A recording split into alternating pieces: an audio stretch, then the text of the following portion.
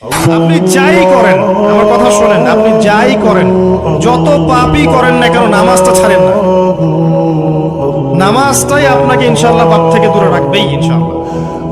যে ব্যক্তি নামাজ পড়ে তার মধ্যে একটা মনের মধ্যে একটা ভয় কাজ করে যে আমি নামাজ পড়লাম কিভাবে ঘুষ নিব, নামাজটা পড়লাম কেন সুদ খাবো, নামাজ পড়লাম কেন মানুষকে ঠকাবো। তার মনের ভিতর কিন্তু একটা সারা নকিং হবেই। সালাত আপনাকে সমস্ত অশ্লীল এবং গর্হিত কাজ থেকে বিরত রাখবে ইনশাআল্লাহ। নামাজটা ছাড়েন না, যত পাপ করছেন করেন, আমি বলি নামাজ ছাড়েন না। ইনশাআল্লাহ একদিন নামাজই আপনাকে পাপ থেকে বের করে আনবে ইনশাআল্লাহ।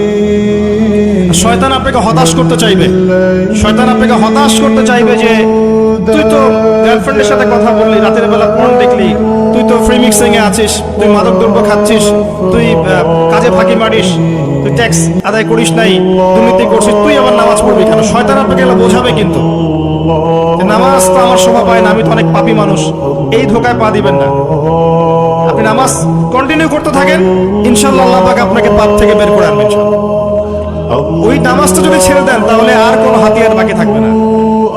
আর আপনি যত পাপ করেন না কেন মায়ুস হবেন না, মন ছোট করবেন না।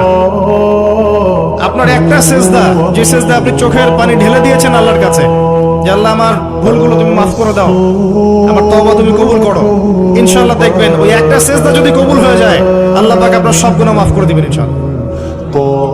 হতাশ হবেন না, শয়তান হতাশ করতে চাইবে মানুষকে, শয়তান মানুষকে হতাশ করতে চাইবে।